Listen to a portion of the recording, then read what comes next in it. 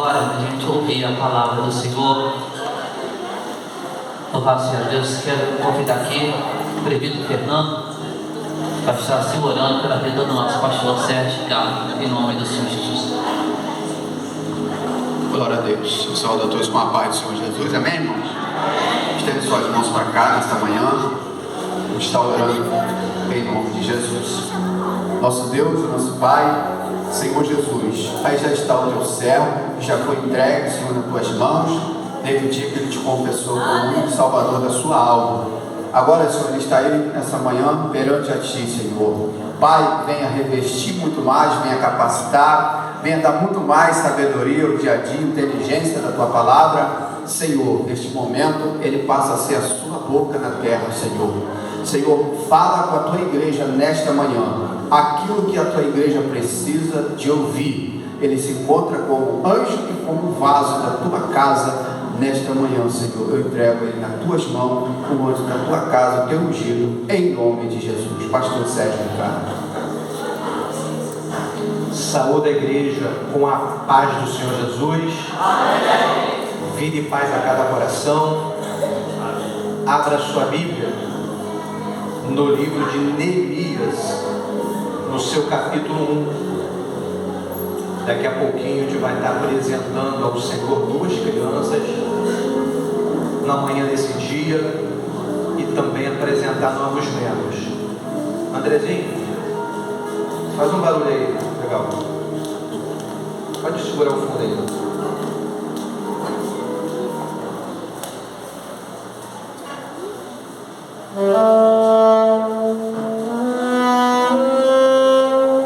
Bota um pouquinho mais de agudo para mim. Todos acharam? Amém. Neemias capítulo 1. Então eu queria pedir a vocês que nesse momento ninguém fosse ao banheiro, ninguém se levantasse para beber a água durante a mensagem. Você agora ficasse ligado com Deus, porque eu quero ser abençoado por sua palavra. E vocês? Amém. Neemias capítulo 1. As palavras de Neemias, filho de Acalias, sucedeu no mês de Quisleve. Que mês?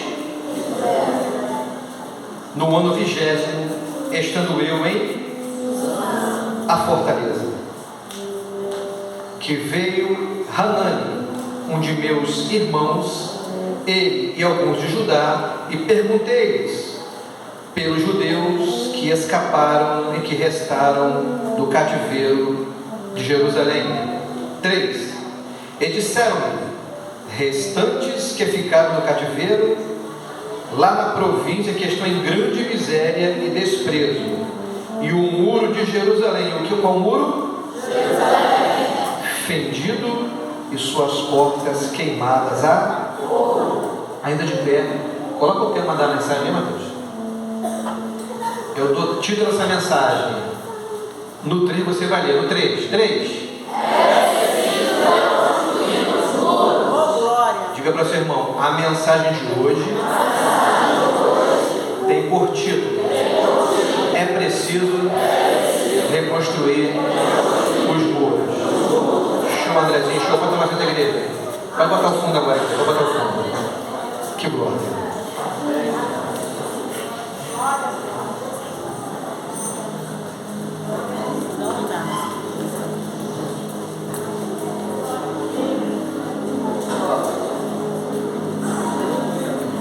Igreja, Jerusalém, a cidade santa, fora destruída diversas vezes, e por último o seu povo foi levado cativo, ou seja, prisioneiro, e a sua cidade foi destruída, seus muros ficaram em ruínas e suas portas queimadas a fogo. Neemias foi um dos cativos que foram levados para a Pérsia. Diga Pérsia. Fortaleza de Suzano. Onde fica isso, pastor?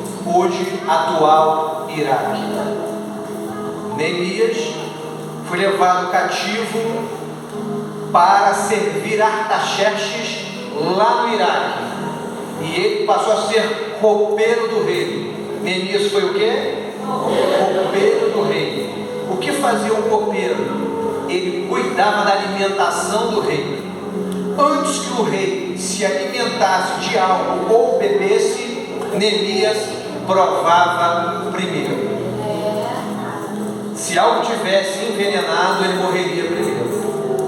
E para uma pessoa ser copeiro do rei, tinha que ser de alta confiança.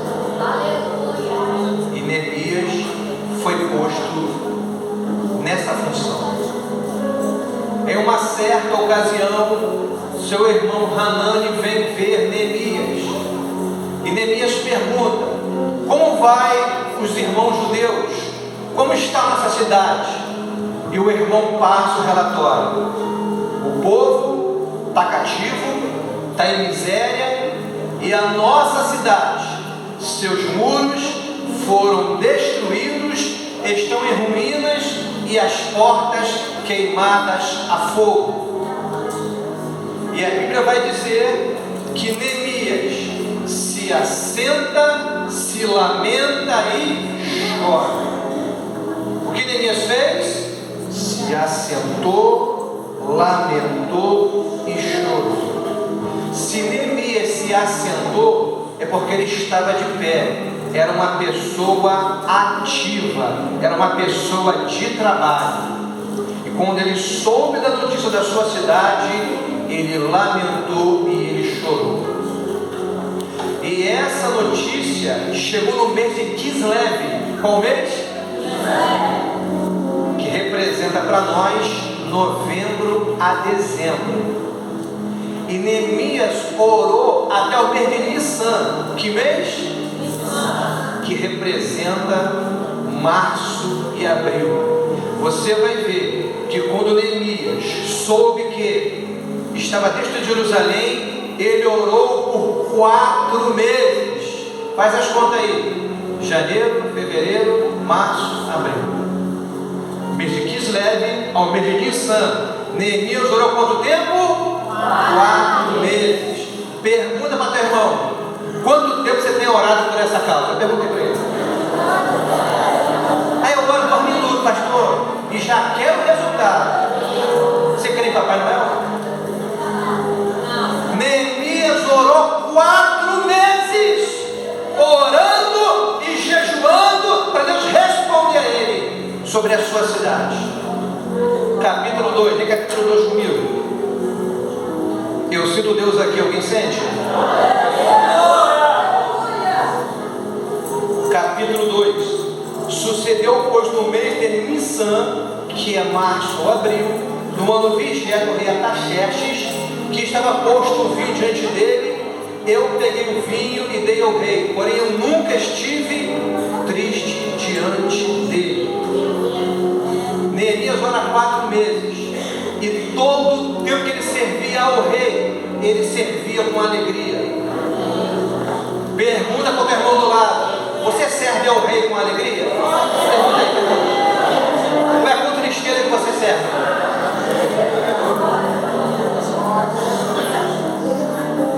Tanto Neemias servia com alegria, que quando ele foi servir o vinho para o rei olhou: você está triste. O que tem no teu coração? Quando uma pessoa é alegre e por alguma circunstância da vida ela fica triste, é perceptível. Só que nós, está tão duro o coração, você não percebe mais o outro. Você olha para o semblante do irmão, você não percebe mais a tristeza dele e nem a tristeza dela, porque falta sensibilidade. O coração está duro, não se percebe mais o outro. O rei olhou: peraí, ele me serve com alegria, está triste hoje, o que está acontecendo? E ali Deus começa a responder os 4 meses de oração e de jejum. Porque ele, com como copeiro, não podia exigir nada do rei. Mas o rei deu uma abertura. Ele orou e falou: como eu ficaria triste se a cidade dos meus pais está destruída, suas muralhas destruídas, suas portas queimadas a fogo. Permita-me, rei, ir à minha cidade e reconstruí-la. Neemias era o que do rei? Ele era pedreiro? Era arquiteto? Mestre de obra? Carpinteiro? Mas ele fez tudo isso. Pergunte por quê? Ele viu a necessidade, saiu da zona de conforto para agir em prol da sua cidade. Você não entendeu? Não, na igreja eu só faço isso, que se lasque os outros. Ele era copeiro, mas deu uma de pedreiro, carpinteiro, ladrilheiro, marceneiro, porque viu a necessidade. O que é que a gente faz quando vê a necessidade? Se esconde? Isso é do pastor resolver. Não. Viu a necessidade? Ajuda. Sem atropelar ninguém. Sem passar por cima de ninguém. Ajuda. Ele viu a necessidade. Falou com o seu rei. E o rei: tudo bem. Vai levar quanto tempo para você fazer essa missão? Eu estou conjecturando, tá, irmãos? Aí diz a Bíblia que ele deu um tempo determinado. Ou seja, o rei queria saber qual era o tempo que duraria aquela missão. Quando você pega algo para fazer, você só começa ou você termina? Nós temos muita iniciativa, o que nós não temos é acabativa. Você começa um troço e você não termina. E você bota outra coisa no troço, e você não termina também. Fala para o teu irmão: precisamos ter iniciativa e acabativa. O que é isso? Eu comecei, eu tenho que terminar.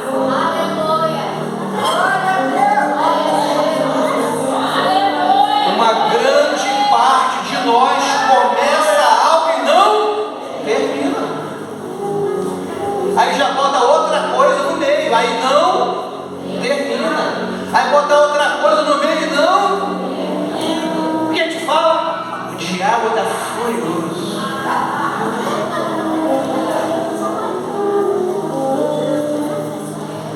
Neemias aproveita a oportunidade. Orou 4 meses, orou, jejuou, Deus tocou o coração do rei. Ele viu a oportunidade, ele entrou e pediu cartas para onde ele passasse, ele tivesse autorização para poder passar e pedir madeira para poder refazer os portões da sua cidade. Neemias vai para Jerusalém. Quem me ouvindo? E quando ele chega em Jerusalém, ele fica 3 dias. Quantos dias? Fazendo o que, pastor? Analisando o estrago. Analisando como é que ele ia fazer. Pergunta para o seu irmão: quando você tem um projeto a fazer, você analisa primeiro ou vai à moda bambu?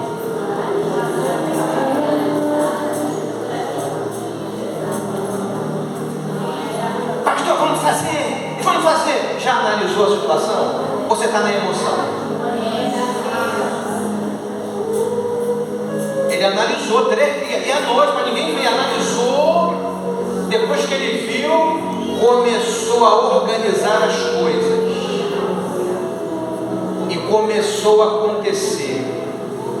E a primeira reforma, a edificação que ele fez, começou, sabe aonde? Na porta das ovelhas. Capítulo 3, vem comigo. Primeiro, o que é que ele começou a refazer? Em Neemias 3:1, e levantou-se Eliasibe, o sumo sacerdote, com os seus irmãos, os sacerdotes, e reedificaram a porta das ovelhas. Pessoal, o muro de Jerusalém tinha mais ou menos 4 quilômetros de extensão. Quantos quilômetros? 4. O muro de Jerusalém tinha mais ou menos 12 metros de altura. Quantos metros? Você tem uma ideia. Está dando a pitada do microfone. Esse templo tem 6 metros. O muro tinha 12. A espessura do muro de Jerusalém tinha 8,5 metros. Quantos metros? É mais ou menos essa extensão aqui, ó. Essa extensão aqui era a espessura do muro. Tinha 34 torres ao longo dos muros, aonde ficavam os sentinelas. E ali se posicionavam. Se algum exército tentasse atacar, era visto antes, porque tinha alguém vigiando.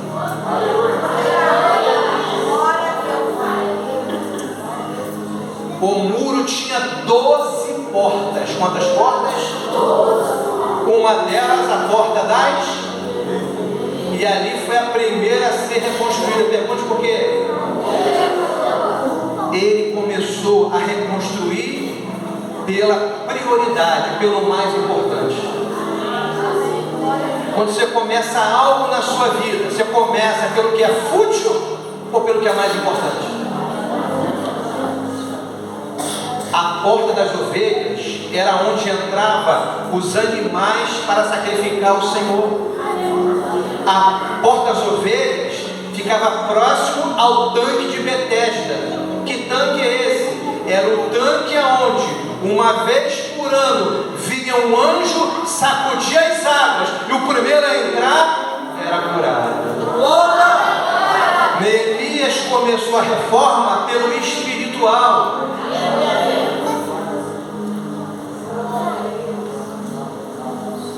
Meu Deus! Pastor, qual é o sentido de reconstruir os muros?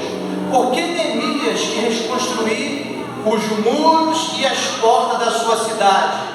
Porque, irmão, aonde não tem muro, aonde não tem barreira, onde não tem proteção, entra todo tipo de lixo. Traz isso para o espiritual. Cadê aquela barreira que você tinha? Que a maconha não entrava mais na sua vida, a droga não entrava, agora está entrando, a prostituição não entrava, voltou a entrar, a promiscuidade não entrava, agora entra, porque tem muita gente com o muro destruído, tem muitos de nós com o muro em ruína, não tem mais barreira, todo tipo de lixo entra na nossa vida. Não dá mais para distinguir quem serve a Deus e quem não serve. Está todo mundo muito igual. Sabe o que é isso?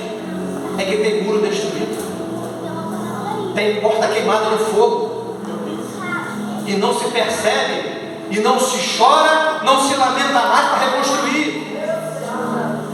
Estamos estilo Zeca Pagodinho. Deixa a vida me levar, pastor.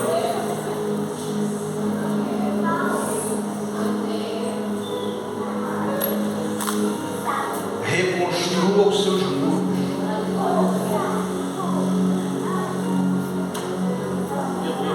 O que está entrando na nossa vida, irmão? O que está entrando na nossa vida? Gálatas 5, 16 em diante, quem me ouve ainda? Andai em espírito, e não cumprireis os desejos da carne, porque a carne cobiça contra o espírito contra a carne, ambos se opõem um ao outro, para que não façais o que quereis. Mas se sois guiados pelo Espírito, não está debaixo da lei. Porque as obras da carne são prostituição, impureza, lascívia. Um dos sentidos da lascívia é a sensualidade. Tem muita irmãzinha sensual na igreja. Tem muito irmãozinho sensual na igreja. Silêncio no arraial agora. Você é casada, quer sensualizar, ok, na sua casa. No templo não. Para servir a Deus não. O nosso corpo é o templo e a morada do Espírito Santo. Temos que cuidar. Temos que zelar. Fala assim, vai doer, vai arder, mas vai curar. Adão e Eva andavam no jardim luz, tempo da inocência. Depois do pecado, foram se vestir. E como é que Adão e Eva se vestiram? Pegaram folhas de figueira e taparam somente os seus lombos. Deus se agradou com aquilo? Não. Que negócio é esse aí? Bermudinha, biquíni, sunga, que negócio é esse aí? Peraí, não. Matou um animal e vestiu todo o corpo deles. Eles queriam se vestir de uma forma, Deus mostrou que é de outra. Dá um silêncio no arraial gostoso. Por que isso? Por quê? Porque dali em diante, do pecado em diante, viveríamos em sociedade. A esposa expor a nudez para o marido é bíblico. O marido expor a nudez para a esposa é bíblico no seu ninho. Agora, em sociedade, se vista respeitosamente. Não sejamos instrumento de cobiça, irmãos. As irmãs gostosinhas. Eu vou falar no científico, para não escandalizar, que eu falei que eu estou de um negócio. Pastor! Não mostre seus mamilos. Não mostre os seus glúteos. Blusinha de alça para cantar? Para com isso, irmão. Levanta teus muros. Não deixa o lixo entrar.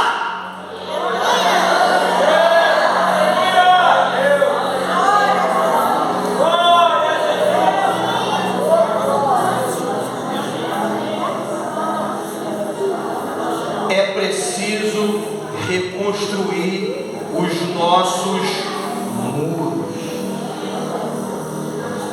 Neemias começa a reconstrução. Quem se levantou? Sanbalate, o Horonita. Quem se levantou? Tobias, o Amonita. Quem se levantou? Gesem, o árabe. Os detalhes bíblicos não estão ali à toa, não. Levantou-se o Horonita, o Amonita e o árabe. Ou seja, quando você reconstrói seus muros, vem ataque de todos os lados, do leste, oeste, do sul, do sudeste. Ele começou a edificar um muro, veio o ataque do Horonita, do Amonita e do árabe. Ou seja, de todos os lados vem ataque para você não reconstruir o seu muro. Está igual uma velha, irmã, na igreja, igual um velho, está crente. Está crente. Está serva. Ai, pastor, está tão calor que eu botei uma blusinha de alça. Você me viu blusinha de alça na igreja? Você me vê de blusinha de alça, calor? O calor só é aí ou é aqui também o calor?